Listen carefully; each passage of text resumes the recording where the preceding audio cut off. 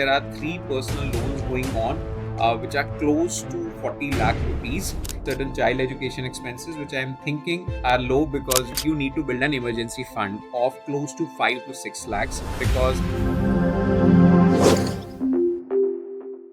hey, hi, Henry, good evening. Thank you for taking out time today with us. And welcome to the episode 2 of India Wealth Stories, where we love talking about the living room finance, talking about how everyday financial problems can be solved, and of course, provide the necessary plan of action to get rid of the same. So, we would love to first have introduction from you, who you are, where you come from, for the audience to understand the context properly.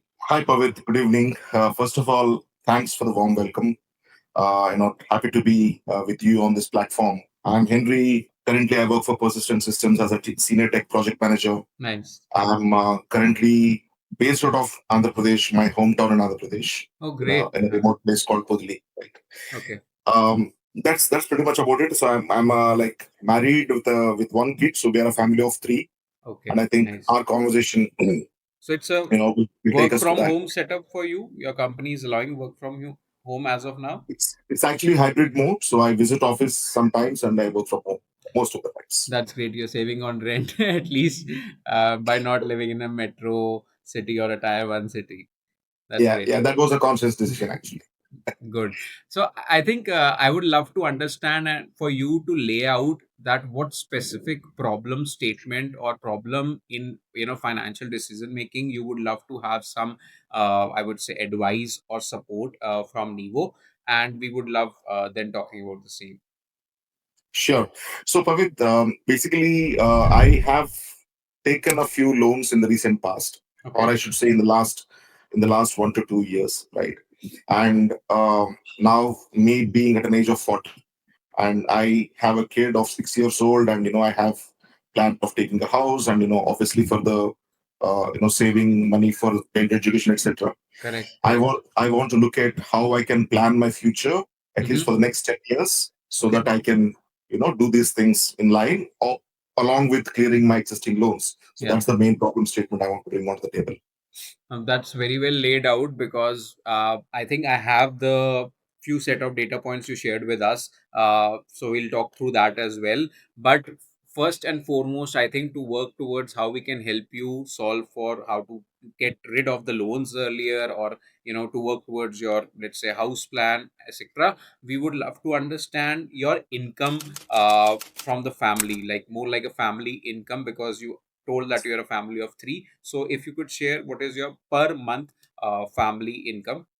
Yeah, so I'm the only person working in the home. So my Okay. wife takes, I mean, she is basically taking care of the house. Uh-huh. So it is like my salary, that is what we are dependent on. It is 2,80,000 per month.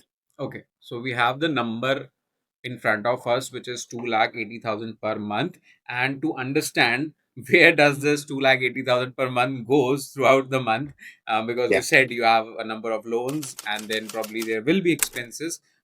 So I Yeah. have the expense sheet right in front of me for the audience also to look at. If I see most of the things, most of the items I can see, right from electricity to mobile bills to food delivery. Okay, that's fine because you would love to have some Zomato or Swiggy. Then there are a bit of medical expenses. So I'm understanding that must be related to some medicines or body Right. checkups which you would be having at your place. Yeah. Okay. And then I can see certain child education expenses, which I'm thinking are low because you are staying in your native city. That So is right. that might be the reason. So it comes out to be a total of 50,000 rupees per month, which is Yeah. fine considering a family of three and a child of 6 years age. So that is one aspect.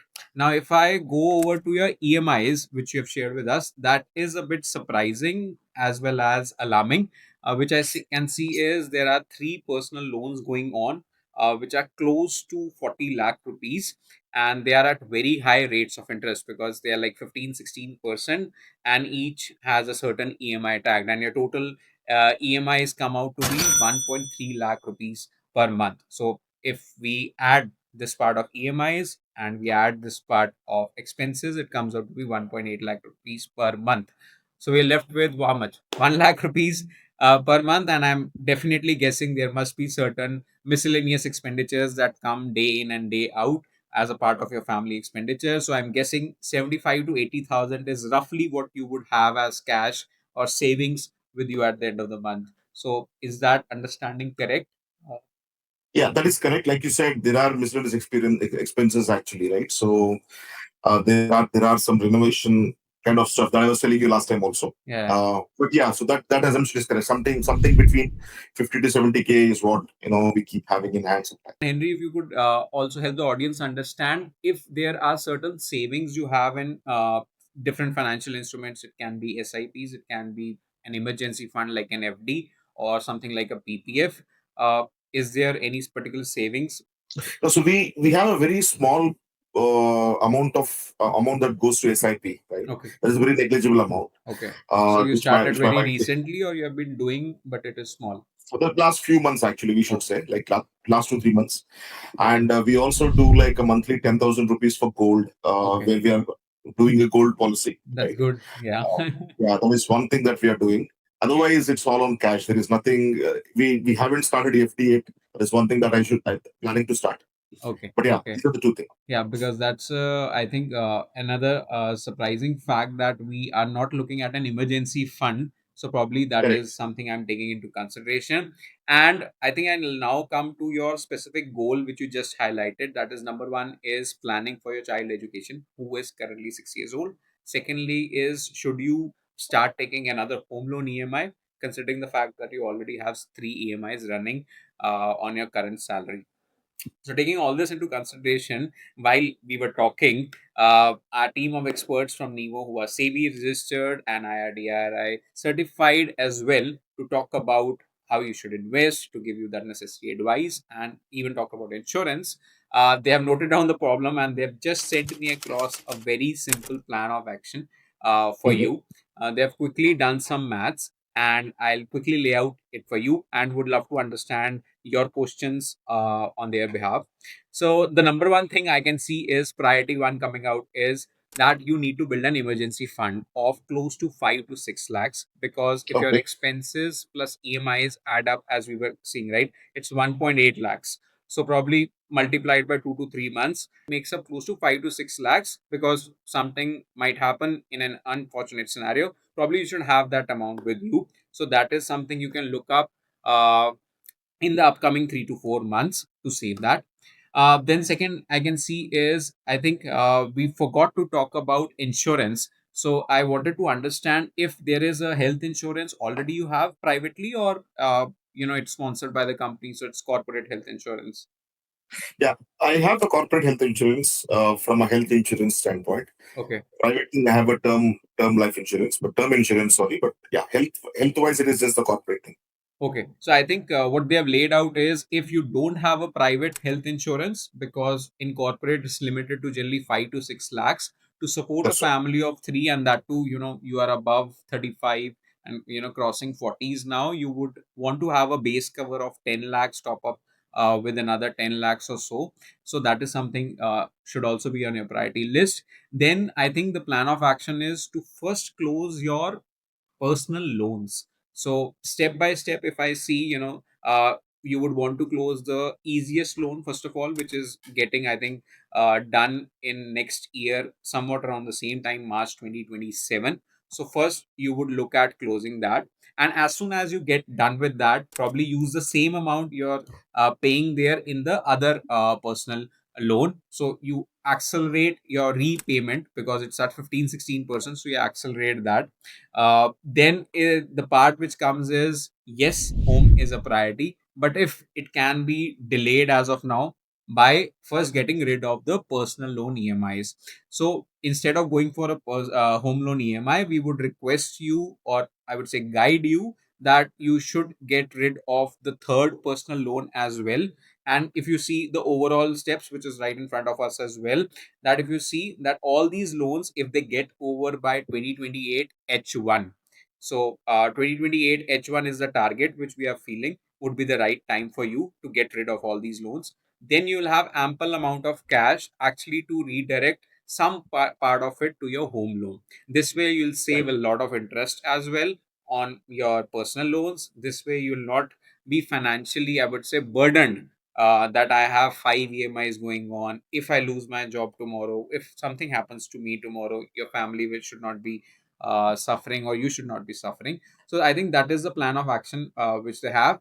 I think one thing which they have pointed out very rightly, and I also kind of resonate with the same, is while your son is 6 years old, in this span of 2 to 3 years, I know you'll not be able to make investments, because you'll be repaying your loans, which are at a higher rate of interest, and you'll be also moving towards that home loan EMI. So probably you can start the SIPs part a bit later in 2029. And this is where we would love to talk to you again, to understand what would be the right financial instrument for the same, which funds you can go for the child education plan. So I'll take a pause here because I've been Yeah, speaking too much, but yeah. would No, love to understand your thoughts on the same. no, absolutely, Pavit. See, the delaying of the home loan thing, actually, I actually like that idea. Because sometimes what I mean, it happens with every human being, right? That you kind of get driven by your thoughts that hey, you need to do I should this, you have need to my do this, own but home. Yeah, correct. yeah, but getting driven by the thought is less important. The more important thing is to have a logical or objective, logical reasoning first, as to why you should do that immediately, right? You can delay that one year later and do that also, Correct, right? correct, correct. So there will be a lot of peer pressure sometimes. People getting settled, people get buying It's a houses. very You emotional kind of decision. Yeah, yeah. So that I think I really like that idea. That is one thing. Though I mean I'll keep that thought. I'll discuss with my family also. But I like the idea of targeting to close the personal loans first. yeah. And that is a really good idea that I understood. And I'll actually discuss more with you, down the line. Yeah, because I think the main reason why I see closing personal loans would make sense is no financial instrument can give you more than 12 to 13% of returns, right, annually. And if Yeah. this EMI of personal loan continues, then you're always in negative with respect to the returns, even if you're trying to invest. So why Right. be in that situation? So get rid of that situation and then start investing, Start Bhavik. investing. Yeah. So I think it was lovely talking to you, Henry, and hope we could help you in some way or the other, and we would stay Yeah. in touch for helping you, because Nevo are experts in helping you get the right insurance as well. So probably we'll get in touch with you, help you understand which policy makes sense for you, which does not, and at the right price as well. So that's all about today. So thank you for being on the show, and we would love to catch up later.